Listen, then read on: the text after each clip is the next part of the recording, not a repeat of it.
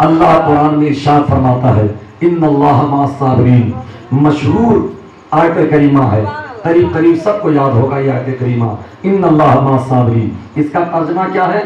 बेशक अल्लाह सब्र वालों के साथ है, यानी जो साबरीन हैं अल्लाह उनके साथ है, जो सब्र करने वाले हैं अल्लाह उनके साथ है। हजरत इस आयत करीमा को पढ़ने के बाद अब करबला का वो मंजर आपके सामने रखता हूँ कि करबला की सरजमीन है, इमाम हुसैन के साथ 82 लोग हैं, जिनमें बच्चे भी हैं, बच्चियां भी हैं, बुजुर्ग भी है, नौजवान भी है, और उधर यजीदी लश्कर है। यजीदी लश्कर में तकरीबन 22,000 से ज्यादा लोग हैं। अब मामला जरा देखिए, एक आदमी जब करबला के मंजर को सामने रखता है तो सादा जहर रखने वाला एक आम मुसलमान ये सोचने लगता है कि करबला का जब नक्शा सामने रखता है तो ये देखता है कि इमाम हुसैन के साथ 82 लोग हैं, उधर 22,000 का लश्कर है, लेकिन इधर भी कलमा पढ़ने वाले हैं, उधर भी कलमा पढ़ने वाले हैं, इधर भी मतलब टोपी दाढ़ी वाले हैं, उधर भी टोपी दाढ़ी वाले हैं, इधर भी अपनी जो है अजान देने वाले हैं, उधर भी अजान देने वाले हैं,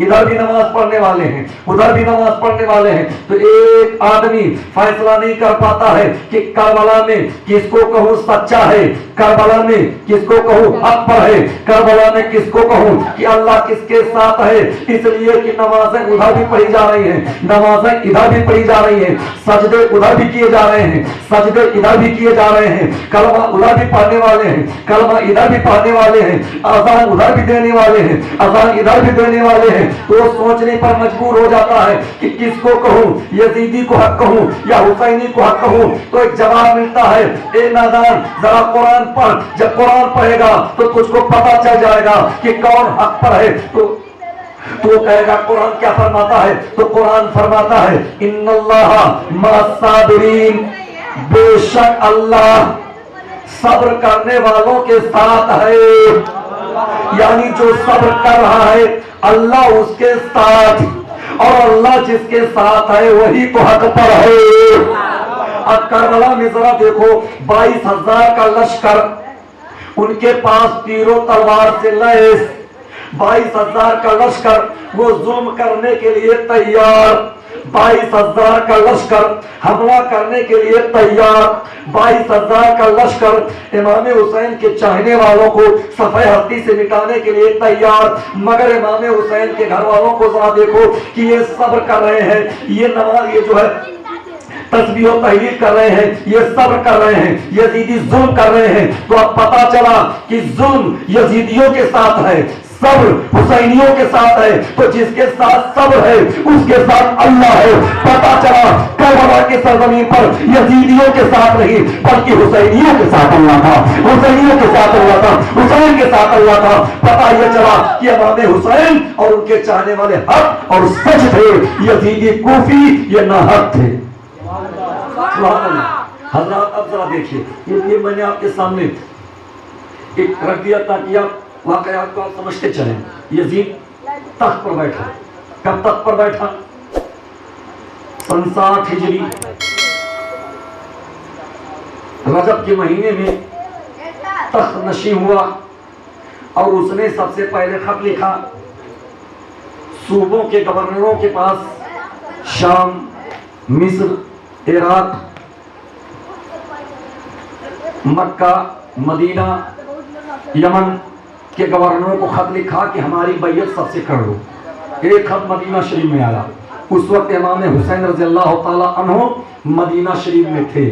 चूंकि इमाम हुसैन की पैदाइश भी मदीना शरीफ में हुई है, आपकी वलादत बासादत और आपके बड़े भाई की भी वलादत बासादत मदीना शरीफ में हुई है। तो इमाम हुसैन रज़ियल्लाहु ताला अन्हु का मस्कन मदीना था, आप मदीना शरीफ में रहते थे। लेकिन जब यजीद ने वहाँ के गवर्नर को खत भेजा कि इमाम हुसैन से हमारी बैयत ले लो, जब गवर्नर खत पढ़ता है तो इमाम हुसैन के पास इत्तला भेजता है। इमाम हुसैन उसके गवर्नर के पास आते हैं, गवर्नर बैठा हुआ था और आपसे सलाम किया, कहा आप तशरीफ रखें, आप बैठ गए। उसके बाद उसने कहा कि देखो अमीर माविया का इंतकाल हो गया है, उनकी जगह यजीद तख्त नशी हो गया है और आपसे बैयत लेना चाहता है। इमाम हुसैन ने फरमाया कि मेरे जैसा आदमी ऐसे डायरेक्ट किसी की बैयत के बारे में ये फैसला नहीं लेगा, बल्कि हम गौर करेंगे, सोचेंगे कि यजीद की बैयत की जाए कि ना की जाए, इसलिए मुझे मोहलत दे दी जाए, मुझे 1-2 रात का मौका दे दिया जाए। उसके बाद गवर्नर ने कहा ठीक है, आप गौर कीजिए और आप जल्दी बताइए, वरना यजीद जो है मुझसे मुतालबा करेगा, मैं यजीद को क्या जवाब दूंगा। आपने कहा कि ठीक है। अब आप गवर्नर हाउस से अपने घर पर आए और आने के बाद अपनी बीवी से आपने कहा, अपनी बहन से आपने कहा, अपने बच्चों से कहा कि देखो यजीद तख्त नशी हो गया है, वो तख्त पर बैठ गया है और वो मुझसे चाहता है कि मैं उसकी बैयत कर लूं, लेकिन मैं यजीद की बैयत कैसे कर सकता हूं, मैं उसकी बैयत नहीं कर सकता हूं। इसलिए अगर मैंने उसकी बैयत से इनकार किया तो वो मदीना पर लश्कर भेजेगा, हमको गिरफ्तार करवाने के लिए वो फौज को शिकस्त सकता है। तो इसलिए हम चाहते हैं कि हम मदीने को छोड़ करके मक्का चले जाएं और वहां आराम और सुकून के साथ रहेंगे। तो उनके घर वालों ने इस बात को कबूल कर लिया कि ठीक है, जब ऐसी बात है तो हम मदीना छोड़ करके मक्का जाएंगे। अब इमाम हुसैन रज़ी अल्लाह ताला अन्हु रात की तारीकी में तैयारी करते हैं और जब मुकम्मल सामान तैयार हो जाता है तो आप रसूलुल्लाह सल्लल्लाहु अलैहि वसल्लम के रोजे के पास आते हैं और आने के बाद सरकार के रोजे पर पहुंचने के बाद सलाम अर्ज करते हैं। सलाम पेश करने के बाद आपने फरमाया, नाना जान मैं मदीना छोड़ के जा रहा हूं। हालांकि मदीना छोड़ता नहीं, इसलिए कि बहुत प्यारा है मदीना, सबसे अच्छा है मदीना, अजमत वाला है मदीना, रिफात वाला है मदीना, उसकी हवाएं बेहतर हैं, उसकी फजाएं बेहतर हैं, इसलिए कि मदीना वो शहर है जिसका कोई जवाब नहीं है। इस कहने वाले ने कहा था कि न हो करार जिस बीमार को सारे जमाने से वो थोड़ी सी खाक ले आए हजरत के आस आने से, इसलिए कि हर दर्द की दवा है सल्ले अला मोहम्मद, हर मर्ज की शफा है सल्ले अला मोहम्मद, और जो मदीना जाए वो हर मर्ज से शफा पा जाया करता है। हजरत मोहतरम अब आप जरा गौर करते चलें तो इमाम आली मकाम रसूलुल्लाह सल्लल्लाहु अलैहि वसल्लम के रोजे पर हाजिरी देते हुए आपने कहा, नाना जान मैं मदीना छोड़ के जा रहा हूं, इसलिए कि अगर मदीने में रह गया तो यहाँ पर फौज भेज दी जाएगी, खूरेजी होगी। मैं ये नहीं चाहता कि मेरी वजह से मदीने में फसाद पैदा हो, मेरी वजह से मदीने के लोग परेशान हो, इसलिए नाना जान अब मैं मदीना छोड़ के जा रहा हूँ। आप रसूलुल्लाह के रोजे पर सलाम अर्ज करके वहां से निकलते हैं और जाते जाते किसी शायर ने उसकी मंजर कशी की थी कि जाते जाते मदीने से शब्बीर ने सबसे गुंबद पे डाली नजर आखिरी, बोले जाता हूं नाना दुआ कीजिए करबला का है मेरा सफर आखिरी। आपकी गोद में खेलता था मैं जब, आपकी गोद में खेलता था मैं जब, जाके बचपन का वादा निभाऊंगा अब, अज़्म मेरा यही है, मगर या नबी होगी मंजिल न जाने कहां आखिरी, होगी मंजिल न जाने कहां आखिरी। रसूलुल्लाह सल्लल्लाहु अलैहि वसल्लम के रोजे से हाजिरी देने के बाद, सलाम करने के बाद वहां से वापस आते हैं। हजरत फातिमा सलामुल्लाह अलैहा जो इमाम हुसैन रज़ी अल्लाह ताला अन्हुम की वालिदा मोहतरमा हैं, उनके रोजे पर गए और आपने कहा, अम्मा अब मैं मदीना छोड़ के जा रहा हूँ, इसलिए कि दुश्मन इस पर इल्गार करने वाला है, अगर मैं यहाँ रहूंगा तो हमला कर देंगे, इसलिए मैं यहाँ से जा रहा हूँ। सलाम अर्ज करके आप रात की तारीकी में इमाम हुसैन मदीने को छोड़ करके मक्का चले आते हैं। नबी का निवासा मदीने को छोड़ रहा है, नबी का दुलारा मदीने को छोड़ रहा है, नबी का प्यारा मदीने को छोड़ रहा है। क्यों? इसलिए छोड़ रहा है, इसलिए कि अगर मैं मदीने से ना गया तो यहाँ पर फौज भेज दी जाएगी, मदीने में लड़ाई और झगड़ा होगी, मदीने के तकद्दुस को पामाल किया जाएगा, इसलिए मदीने के तकद्दुस को पामाल ना हो, मैं मदीने को छोड़ दे रहा हूँ। अब आप रात की तारीकी में निकलते हैं, फिर मदीने से आप पहुंच गए मक्का शरीफ, और जब मक्का शरीफ पहुंचते हैं तो सफर करने के बाद मक्का पहुंचना था कि मक्का में जब लोगों ने सुना अहलन सहरन मरहबा, मुबारक हो खुश आमदीद खैर मकदम के नारे लगाए जाने लगे कि हुसैन पाक मक्का शरीफ में आ गए हैं। आप जब मक्के में गए तो मक्का के लोग आपके पास आए, उन लोगों ने कहा, ए इमाम आली मकाम आप मक्का छोड़ करके अब मत जाइएगा, हम आपके लिए जान देंगे, हम आप पर जान छिड़केंगे और आप यहाँ से मत जाइएगा।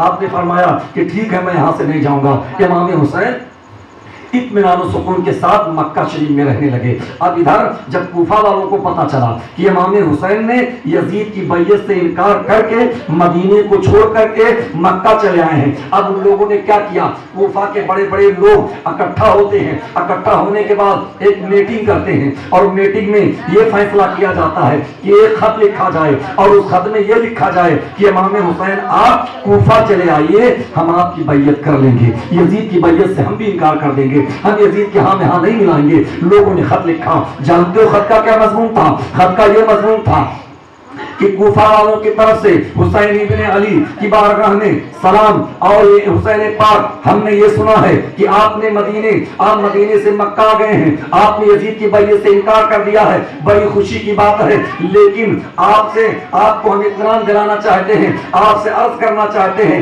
कि आप मक्का से कूफा चले आइए। कूफा में जितने लोग यहाँ रहते और बसते हैं सब के सब आपकी बैयत कर लेंगे, सब के सब आपको अपना पेशवा तस्लीम कर लेंगे। इमाम हुसैन जब खत पढ़ते हैं तो आपने इरादा किया कि कूफा जाना चाहिए। जब इरादा जाहिर करते हैं दो चार लोगों पर, तो लोगों ने समझाना शुरू किया, ए इमाम आली मकाम आप कूफा मत जाइए, इसलिए कि कूफा की मिट्टी ही में बेवफाई है, वहां के लोग गद्दारी कर सकते हैं। तो आपने कहा कैसे? तो कहा ए इमाम आली मकाम, इमाम हुसैन का लक़ब इमाम आली मकाम है। जब हम इमाम आली मकाम बोले तो आप समझो कि हुसैन पाक का जिक्र हो रहा है, जब हम सैयदुल शुहदा बोले तो समझो हुसैन पाक का नाम दे रहे हैं, इसलिए कि आपका सिबते रसूल, रेहानुर रसूल, बहुत सारे अलकाब व आदाब आपके हैं, जिस नाम से भी याद किया जाए। और एक बात ये भी याद रखो, एक बात ये भी ज़हन नशीं कर लो कि हुसैन का नाम एक ऐसा नाम है कि अगर घरों में परेशानियां हो, नाम हुसैन पर फातिहा गिरा दिया जाए तो घरों से परेशानियां दूर हो जाती हैं। अगर आदमी बीमार हो, हुसैन के नाम पर नजर न्याज मान दे तो उसकी बीमारी भी दूर हो जाती है। अगर आदमी कारोबार में फेल हो रहा हो, हुसैन पाक के नाम पर नजर मान करके फातिहा गिरा दे तो उसके कारोबार में तरक्की होने लगती है। अगर वो आदमी काम में नाकाम हो जा रहा है, हुसैन पाक के नाम पर नजर न्याज कर दे तो उसके जो है उसका बिगड़ा हुआ काम भी बन जाया करता है। नाम हुसैन में इतनी बरकत है, इतनी बरकत है। और एक बात ये भी याद रखो, ये बात मैं बड़ी जिम्मेदारी के साथ कह रहा हूँ कि जब से आपने पाबंदी से हर साल जिक्र शोहदाए करबला की मजलिस का इनेकाद करने लगे हैं, देखिए नौदी हवा में कितनी खुशहाली आने लगी है, कितनी आने लगी है। ये अल्लाह का करम है, ये हुसैन पाक का करम है। और ये वादा करो कि जब तक इंशाअल्लाह जिसमें जान बाकी रहेगा हम भी करते रहेंगे हुसैन का जिक्र, और हमारे आने वाली नस्लें भी हुसैन का जिक्र करते रहेंगे, हुसैन के नाम पे दूसरों का इनाम करते रहेंगे, इसलिए कि नाम हुसैन में ऐसी बरकत है। आपने इरादा जाहिर किया और इरादा जाहिर करने के बाद लोगों ने कहा मत जाइए, आप रुक गए, नहीं जाऊंगा। फिर कूफा वालों ने दूसरा खत लिखा, और जो खत लिखते थे तो बड़े बड़े लोगों के दस्तखत मोहर सब रहते थे। दूसरा खत आया, तीसरा, चौथा, पांचवा, यहां तक कि 1.5 से 2 महीने के अंदर तकरीबन 150 से ज्यादा खत, 150 से ज्यादा अर्जियानी खतूत इमाम हुसैन के पास आए।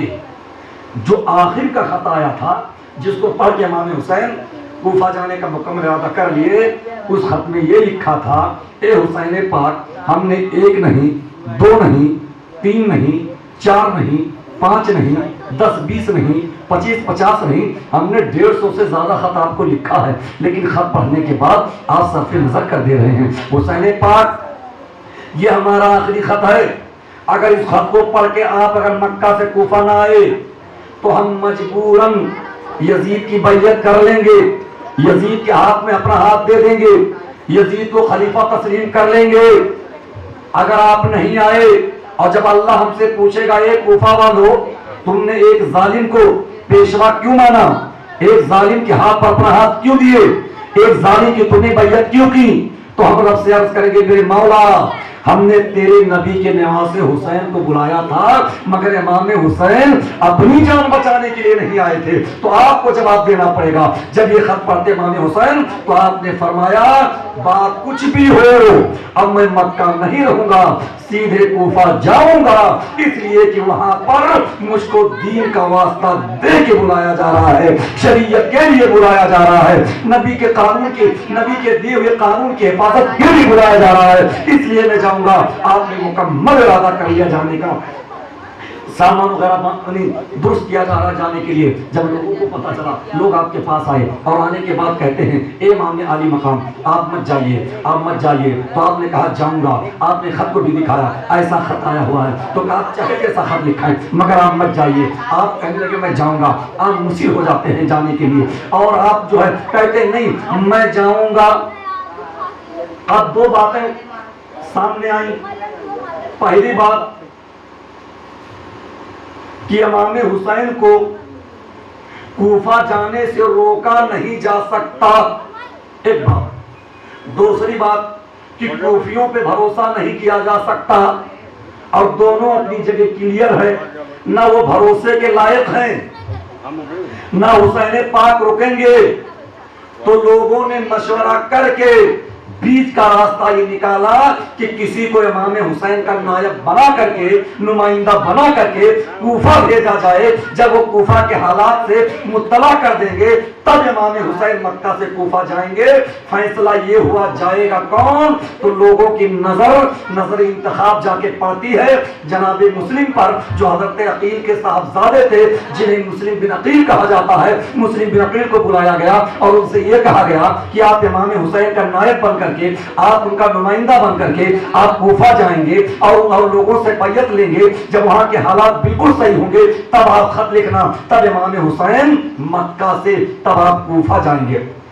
इमाम अली मकाम ने कहा ठीक है, ये बात दुरुस्त है। अब मुस्लिम बिन अकील को इमाम हुसैन का नुमाइंदा बना करके कूफा के सरजमीन पर भेजने की तैयारी की जा रही है। आज जब जाने का इरादा करते हैं तो आपके दो छोटे छोटे बच्चे थे, एक का नाम मोहम्मद था, दूसरे का नाम इब्राहिम था। दोनों बेटे आए और आने के बाद कहते हैं बाबा हम भी आपके साथ जाएंगे। आपने कहा बेटा देखो मैं सैर तफरीह करने नहीं जा रहा हूँ, कोई जरूरी ये नहीं है कि वहां जाऊंगा तो हमारा स्वागत फूलों से किया जाएगा, हमारे ऊपर जो है परेशानियां भी आ सकती हैं, तो मैं तो झेल लूंगा। लेकिन बेटे आपका क्या होगा? उन लोगों ने कहा हम जाएंगे। तो जब लड़के बाजिद हो जाते हैं तो आपने कहा ठीक है तुम भी चलो। अब आप तीन लोग निकलते हैं, मुस्लिम बिन अकील, उनके छोटे बेटे मोहम्मद और दूसरे बेटे इब्राहिम, ये दोनों मक्का से कूफा की तरफ चले जाते हैं। इमाम हुसैन ने खत लिखा, खत में ये लिखा, एक कूफा वालों मैं बर वक्त नहीं आ रहा हूँ, लेकिन मैं अपने भाई मुस्लिम बिन अकील को अपना नुमाइंदा बना के भेज रहा हूँ, और तुम लोग इनके हाथ पर अपना हाथ दे करके इनका बैयत कर लेना मेरे नाम पर। तो लोगों ने कहा, और ये दे करके आपने खत को भेज दिया। और इधर कूफा वालों का जानते हो क्या हाल था? कूफा वाले रोज आना यानी शहर के बाहर निकल करके इंतजार करते, शायद इमाम हुसैन इसी रास्ते से आएंगे, हुसैन पाक इसी रास्ते से आएंगे। अब आप जरा देखें तो उसके बाद जब मुस्लिम बिन अकील पहुंचते हैं, लोगों ने कहा आप कौन? आपने फरमाया मुझको इमाम हुसैन ने भेजा है। खत दिखाते हैं, लोग खुश हो जाते हैं। लोगों ने कहा मरहबा मुस्लिम बिन अकील, खुश आमदेद मुस्लिम बिन अकील, स्वागत, वेलकम आपका मुस्लिम बिन अकील। सब ने अपने अपने एतबार से आपका जो है आपका इस्तकबाल किया। लोग ले जा रहे हैं, आप जिस रास्ते से जा रहे हैं तो एक दो नहीं हजारों की तादाद में लोग पीछे पीछे नारा लगा रहे हैं, नारा तकबीर की सदा बुलंद कर रहे हैं। वो फूलों से आपका स्वागत किया जा रहा है, हार आपके हाथ पर पहनाया जा रहा है, आपके रास्ते में फूल बिछाए जा रहे हैं। हर कोई कह रहा है कि आप जो है आइए, और आने के बाद जो है मेरे घर पे तशरीफ ले जाइए। हर कोई आपको अपने घर ले जाने की तमन्ना कर रहा था। अब इधर जानते हो, अब देखते देखते एक हफ्ते के अंदर तकरीबन 60,000 लोग, 60,000 लोग एक हफ्ते के अंदर मुस्लिम बिन अकील के हाथ पर इमाम हुसैन की बैयत कर लेते हैं। जब बैयत कर लेते हैं इमाम मुस्लिम बिन अकील देखते तो खुश हो गए। आपने कहा बहुत जोश है, बहुत उमंग है, बड़ा जज्बा है। आपने खत लिख दिया, हुसैन पाक आप कूफा चले आइए, यहाँ कोई परेशानी नहीं है, कोई दिक्कत नहीं है, सबके सब तो आपके आशिक हैं, सबके सब तो आपके दीवाने हैं। बताइए, इसलिए कि बात जो जाहिर होता है उसी को तो देखा जाता है। अब दिल में आदमी क्या छुपा रखा है, अब दिल की बात कौन जानता है। जब बाहिर आदमी किसी की इज्जत करता है तो लोग कहेंगे हाँ यार उसने हमारी इज्जत किया है, तो उसी को तो देखा जाता है। तो मुस्लिम बिन अकील ने बज़ाहिर उनके खुलूस को देखा था, बज़ाहिर उनकी मोहब्बत को देखा था, और देखने के बाद उनके खुलूस मोहब्बत को देखा था, और देखने के बाद उन लोगों ने यानी जब देखा तो आपने खत लिख दिया। अब ये खत इमाम हुसैन के पास पहुंच गया। अब इधर जरा देखो हालात कैसे गड़बड़ हुई। यजीद के जासूस कूफा में जो थे उन लोगों ने यजीद को इतना भेजा यजीद, तू मुल्के शाम में रंग रैलियां मना रहा है, ऐशो इशरत कर रहा है, ऐश में मुब्तला है, तुझे फिक्र नहीं है। कई हजार लोग हुसैन के नाम पर मुस्लिम बिन अकील के हाथ पे बैयत कर चुके हैं। ए यजीद, तू मुल्के शाम में बैठा है, सारे कूफे में हुसैन पाक का नारा लगाया जा रहा है, घर घर में हुसैन का जिक्र हो रहा है, हर जुबान पे हुसैन का जिक्र हो रहा है, सारा कूफा हुसैन के इश्क में मुब्तला हो चुका है। अरे कूफा को संभाल, वरना कूफा तेरे हाथ से निकल जाएगा।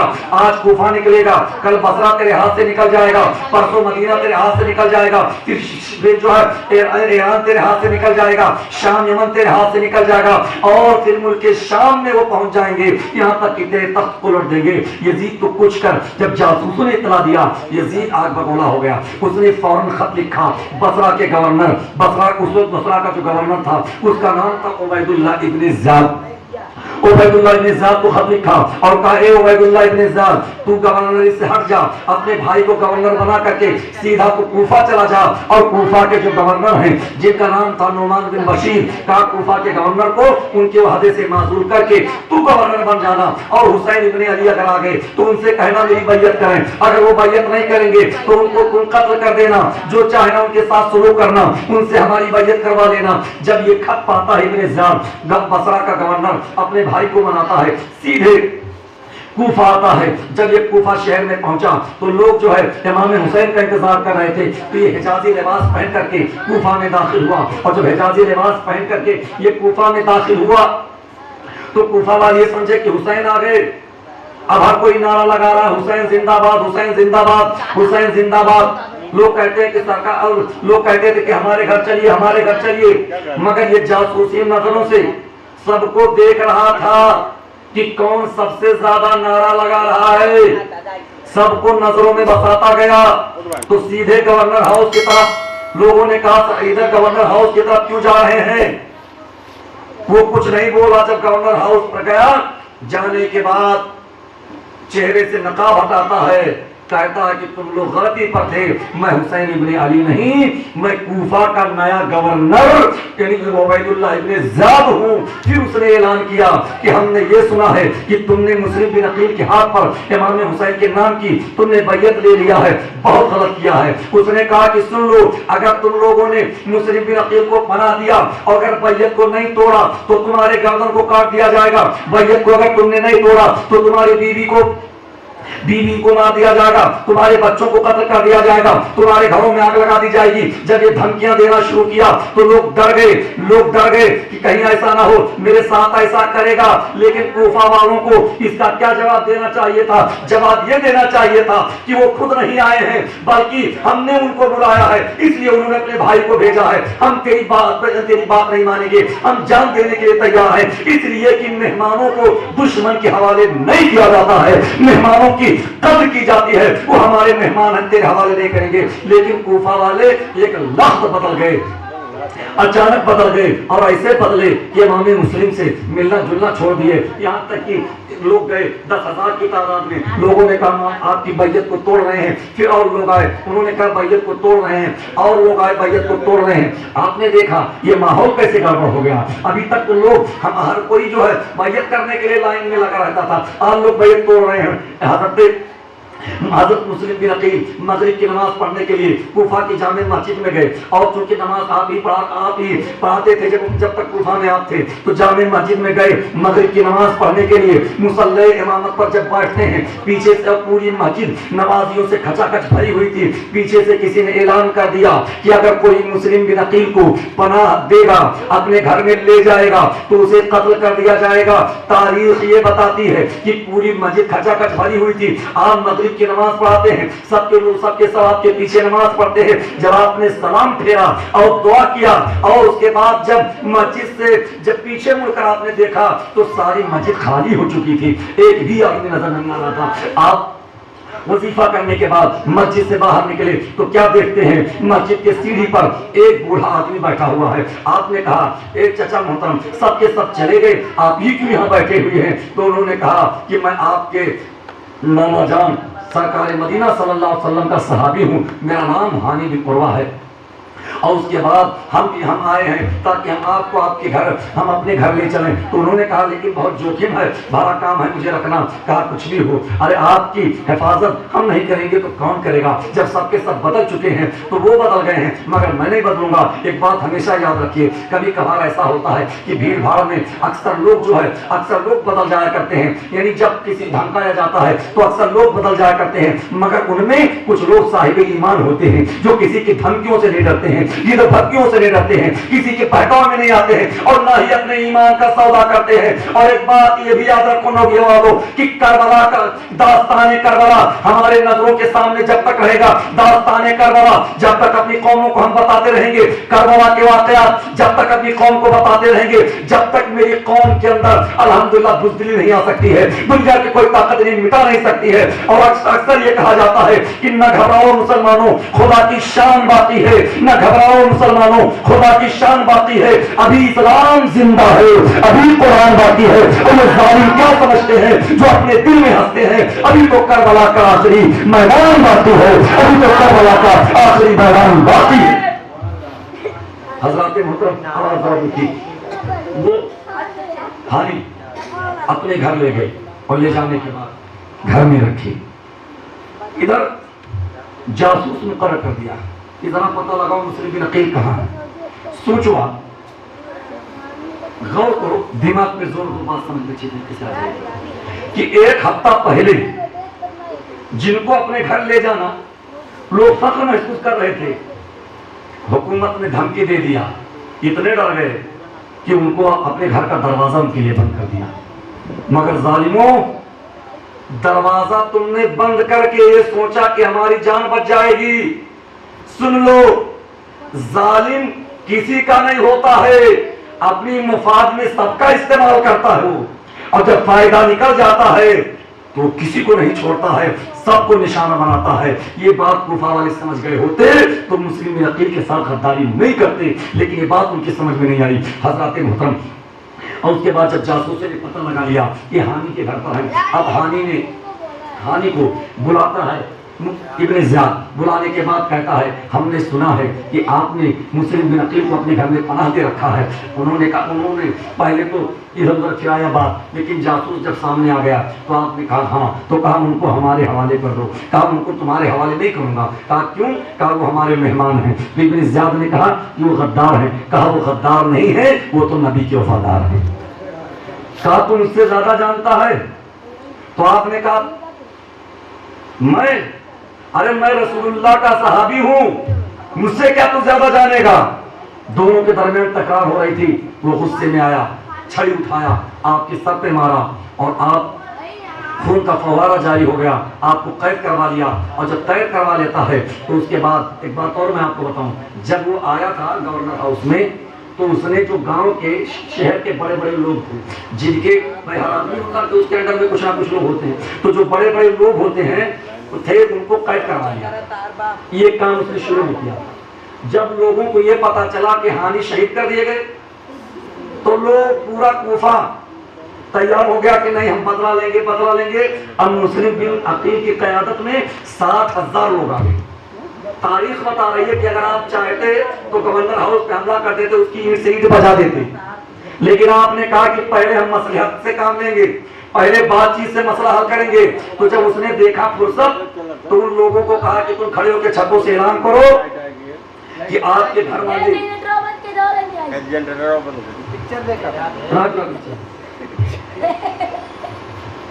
मोहम्मद और अल्लाहुम्मा सल्ली अला सय्यिदना शफीना हबीबना मौलाना मोहम्मद वसल्लम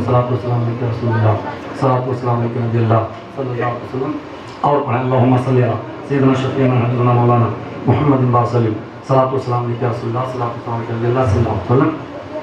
इसी तरह वो लोग खड़े हो गए छत पर और उन्होंने कहा कि हाँ मेरे खानदान वाले चले जाओ। इतना सुनना था कि सबके सब चले गए, मुस्लिम बिन अकील फिर तनहा रह गए। उसके बाद फिर आप वहाँ से चले जाते हैं, यहाँ तक कि फिर कोई पनाह देने वाला नहीं था। आप एक कुएं के पास बैठे हुए थे, एक औरत पानी भरने आई, आपने कहा कि मुझे पानी दे दो। उस औरत ने कहा कि आप कौन हैं? आपने कहा मैं मुस्लिम बिन अकील हूँ। उस औरत ने कहा आप तो अल्लाह वाले हैं, रसूलुल्लाह के घर वाले हैं, चलिए हमारे घर। वो औरत अपने घर ले जाती है, ले जाने के बाद उनको अपने घर में पनाह देती है और उनकी इज्जत करती है, खाने पीने का इंतजाम करती है। और अपने बेटे से कह दिया ये बेटे किसी को बताना नहीं, मगर बेटे ने अपने दोस्त को बता दिया, वो दोस्त उस दोस्त को बता दिया। यहाँ तक के बाद इब्ने ज़ियाद तक पहुंच गई। इब्ने ज़ियाद ने फौज भेजा और फौज आई, चारों तरफ से घरों का मुहासरा कर लेती है। मुहासरा करने के बाद हजरत मुस्लिम बिन अकील भी लड़ते हैं और आपसे जब तक हो सका आप लड़े।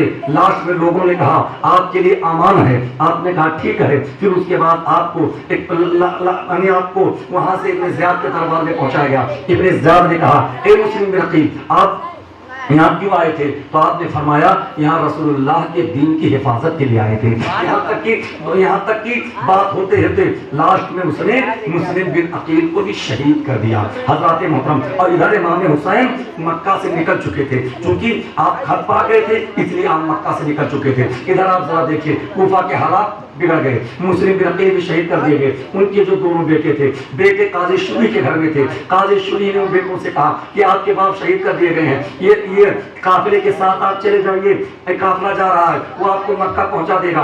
बच्चे काफिले के साथ जा रहे थे, रास्ता भटक गए। फिर आगे कूफा, जब कूफा आए तो फिर ये गिरफ्तार कर ले गए बच्चे। और जब बच्चे गिरफ्तार कर लेते हैं, बच्चों को ले जाकर के जेल में डाल दिया गया, खाना पानी देने से मना कर दिया गया। जब रात के 12 बजते हैं तो जो जेल का दरोगा था, जिसका नाम मशकूर था, मशकूर नामी दरोगा जेल के अंदर गया। बच्चे देखे डर गए, कहा बच्चों डरो मत, मैं तुमको मारने नहीं आया हूं, मैं तुमको खाना खिला करके जन्नत कमाने आया हूं।